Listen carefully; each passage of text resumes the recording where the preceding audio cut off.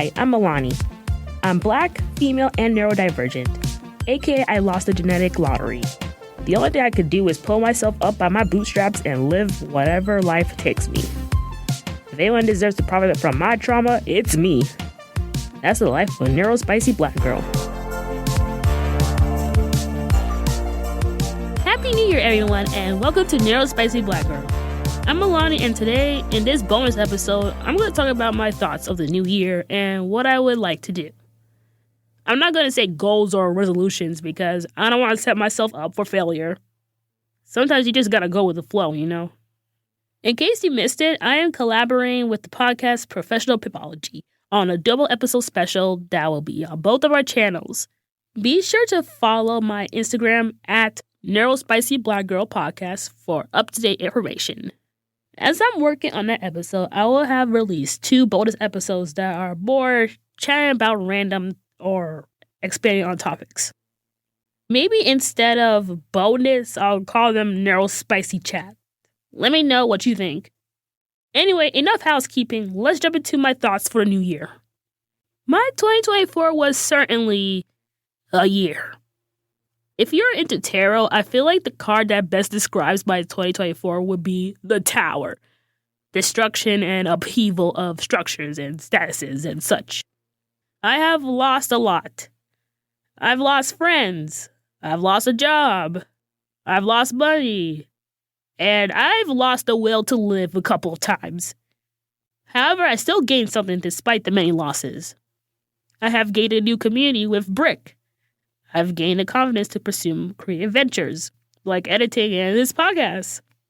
I have also gained new awareness about myself on what are my likes, dislikes, and I'm trying to be more attuned with my emotions. In this episode, I want to go over the things I want to improve on for 2025. Number 1, community. With the results of the U.S. election, I think I went through all 5 stages of grief all at once. At the acceptance stage, one thing that really came to mind is that I gotta build a strong community, especially with other marginalized folks, especially other Black women, especially with other Neurospicy Black women. Although anyone is welcome to listen to my podcast, heck, the more people that want to listen to my yapping, the better. I created this podcast with the goal of building a community of Neurospicy Black girls. I've always felt invisible, unseen, and ignored with my intersecting identities. I hope to let other Neurospicy Black girls know that they are not alone. While in the past I have struggled in finding community, I aim to help build communities for the future. Number 2, security/stability. Okay, a lot of things can fall under this category. I'm going to start with the most glaring one, financial. I'm currently in a part-time job that barely pays enough to survive on, doing freelancing on the side, and have increased my credit card balance. I also got student loans. Honestly, talking about my finances makes me want to fake my death and live in Cuba.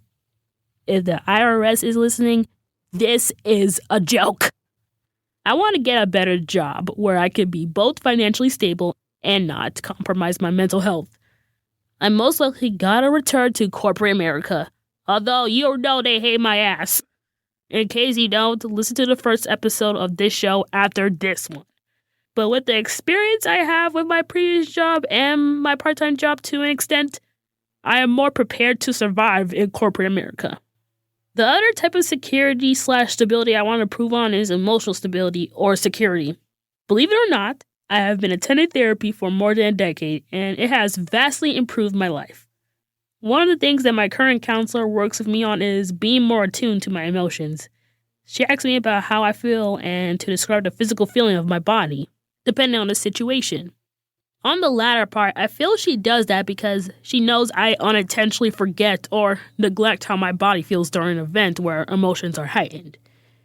Your mental health and physical health affect each other, and it's important to stay attuned to how our mind and body feels. Speaking of which, number 3, physical health. For the record, I'm no Serena Williams or Simone Biles or Sha'Carri Richardson or insert another famous Black female athlete here, but I know that my physical health needs to improve. High blood pressure runs in my family, and my beloved grandma passed away due to complications with diabetes. 5 years ago. I still can't believe it has been 5 years. Anyway, while I have not had any of those health conditions, knock on wood, that does not mean I don't want to prevent them. Both diet and exercise have been hard for me. Diet because I am an emotional eater. I emotionally eat, I think, because it is the only thing I actually have control of in my life.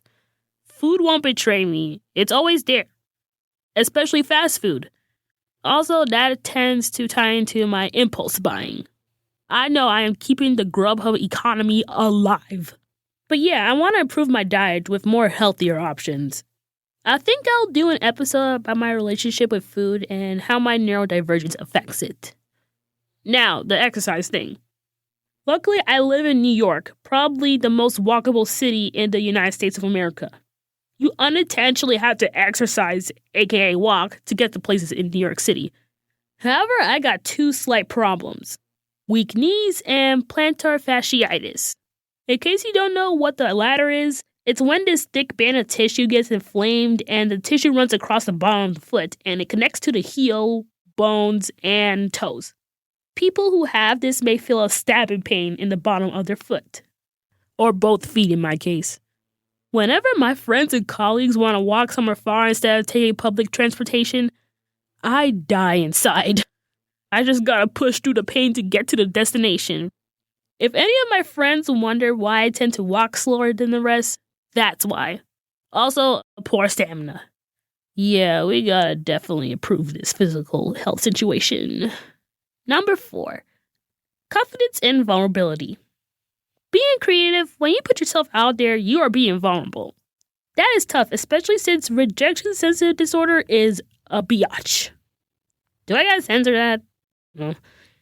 In case you don't know what RSD is, it's essentially a crushing, stabbing pain you feel when you feel that you've been rejected in some sort of way. Disappointment on steroids, essentially. I talk more about it in my Struggle to Be Creative episode.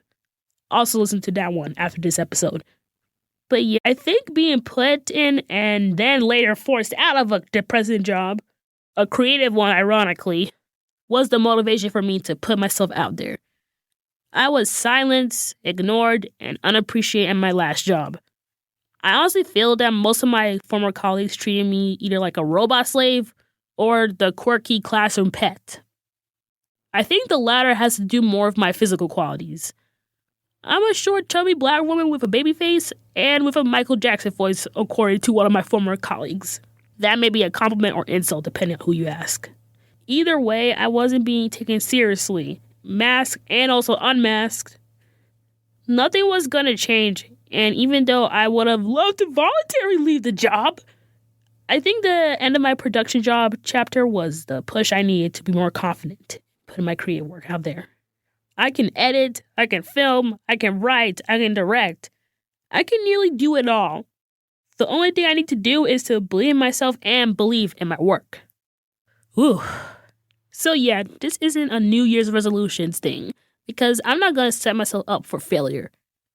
This is more of this is what I like to happen, and we'll see how things go. There's probably a better word for it, but again, I'm just going to see how things go. Thank you for listening to this bonus episode. I'm excited for all the new opportunities that I have for this podcast. I hope you can join me on my journey in growing this podcast. Links to support me are all in the description. Remember, it's okay to be human. Do what feels best for you. Tune in next time where something new happens and it won't be boring. Bye!